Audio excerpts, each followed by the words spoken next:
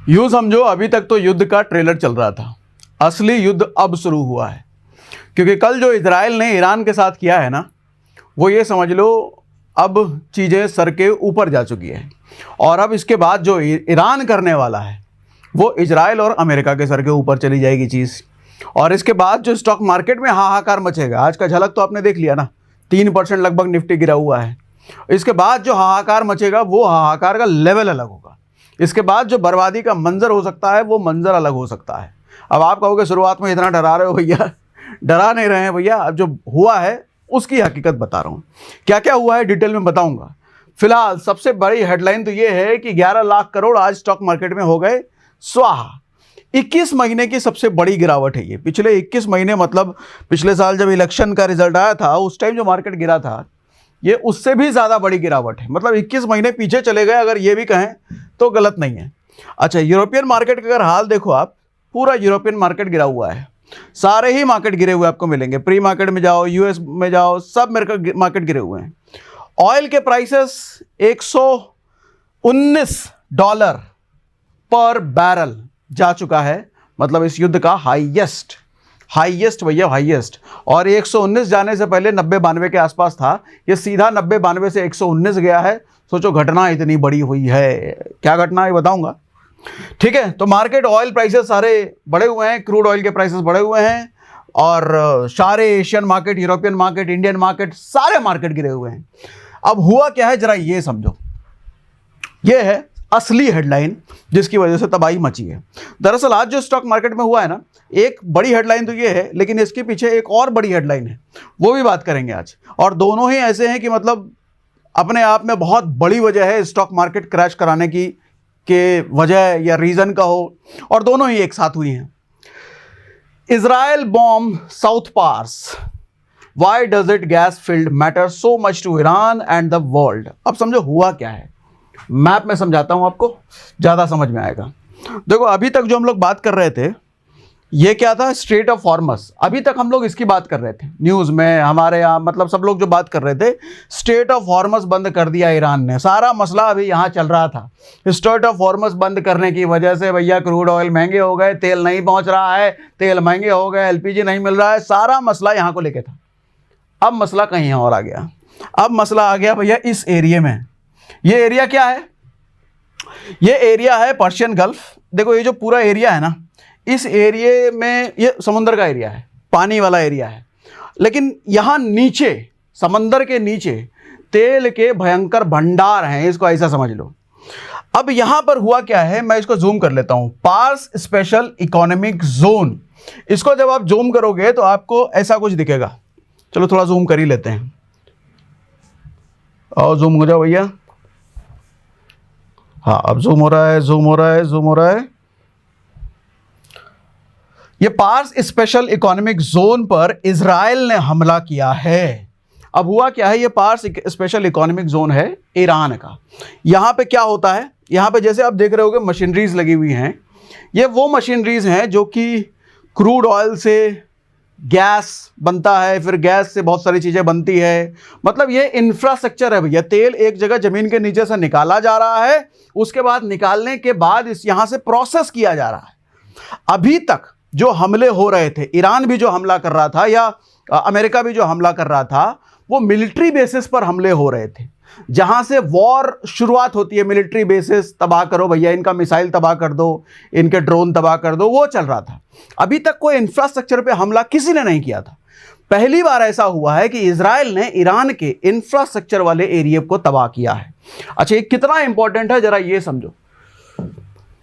ये इंफ्रास्ट्रक्चर वाला area Iran के लिए कितना इंपॉर्टेंट है जरा ये समझो। अच्छा, ये वो एरिया है,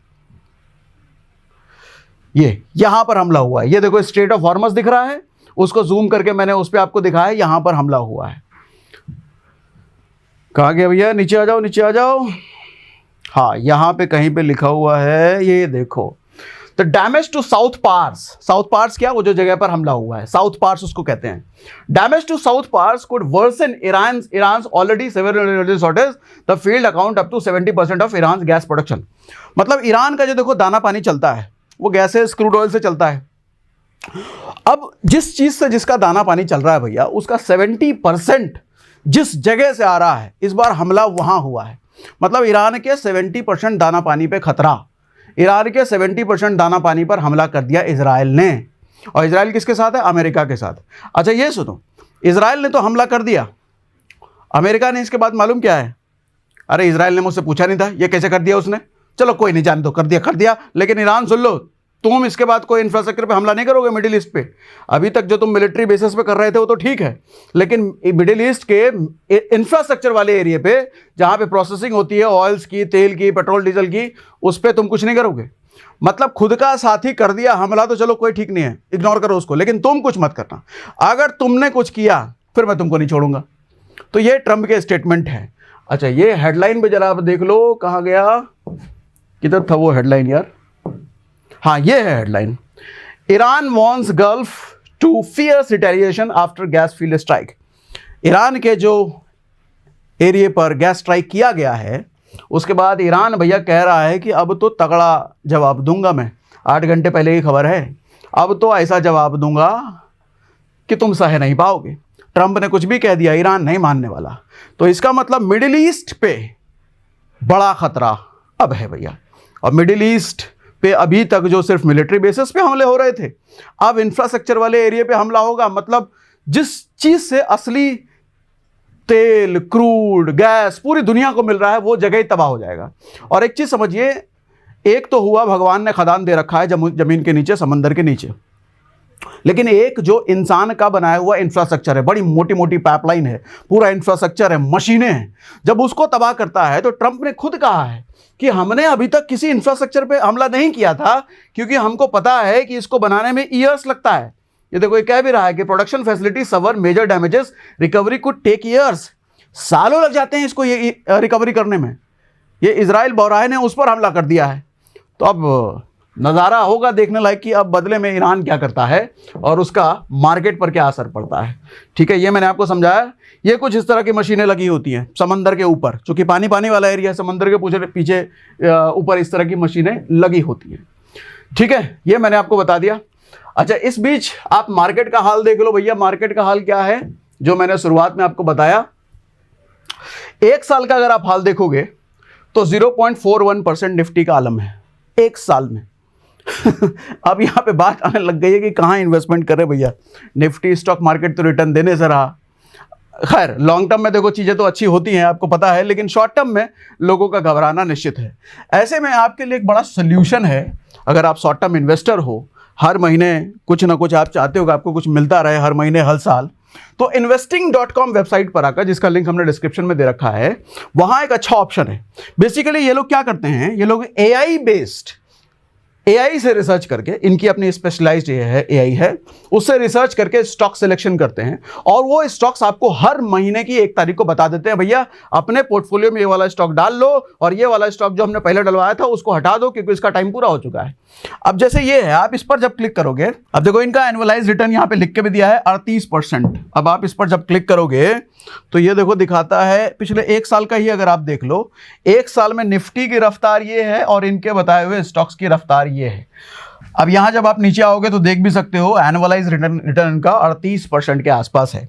आप जब नीचे आओगे तो देखोगे कि ये अलग अलग स्टॉक्स बता रहे हैं एडेड, मतलब इस महीने की 1 तारीख को इन्होंने अपने पोर्टफोलियो में ऐड करवाया है, जिसको देख के आप ऐड करते हो। नीचे रिमूव्ड वाले भी मिलेंगे। अब जैसे देखो ये कैनरा बैंक को इन्होंने बोला कि इस महीने रिमूव करवाया हमने, लेकिन रिमूव करवाया कितने पर? 42% रिटर्न निचोड़ चुके हैं इससे, तब जाके कराया। ऐसे ही अलग अलग स्टॉक्स हैं, कितने कितने रिटर्न दे करके इन्होंने रिमूव कराया। ये इस तरीके से इनका चलता है। प्लस एक और चीज़, अगर आप इंट्राडे ट्रेडर हो तो आपके लिए बड़ी अच्छी चीज़ है कि आपको स्टॉक्स एनालाइज करना पड़ता है, एंट्री एग्जिट देखना पड़ता है। कुछ नहीं, यहाँ पे आओ, अब जैसे आप इस पर क्लिक कर दो, आपको सिर्फ इस पर क्लिक करना है और इधर काम चालू हो गया, इधर प्रोसेसिंग चालू हो गया, स्टॉप लॉस, एंट्री एग्जिट सब ये बता देगा। अब आपको अगर ये प्लान लेना है, इनकी चीज़ अगर अच्छी लग रही है तो आप ये क्लिक करोगे, इस पर नीचे स्क्रॉल डाउन कर लेना। इनके 2 प्लान हैं, प्रो और प्रो प्लस। मैं इसको किसी को रिकमेंड करने बोलता नहीं हूँ, भले ये सस्ता है लेकिन इसमें चीज़ें बहुत कम है। बेहतर है कि ये लिया जाए। ये थोड़ा सा महंगा पड़ता है 600 रुपये, लेकिन वर्थ है, इसमें फैसिलिटीज़ वगैरह चीज़ें वगैरह ज़्यादा है। ठीक है, तो इसका लिंक हमने डिस्क्रिप्शन में और पिन कमेंट में डाल रखा है। अब आते हैं दूसरी बड़ी वजह क्या है स्टॉक मार्केट के क्रैश होने की। तो दूसरी वजह ये रही आपके सामने, resignation wipes ₹1 lakh crore in an hours. HDFC bank में उनके चेयरमैन ने कल रात को रेजिग्नेशन दे दिया है। और सिर्फ रेजिग्नेशन नहीं दिया है, जरा इनका स्टेटमेंट सुनो कि इन्होंने बोला क्या है। ये अटानु चक्रवर्ती हैं जिन्होंने रेजिग्नेशन दिया है। ये कह रहे हैं कि कुछ गलत नहीं हो रहा है।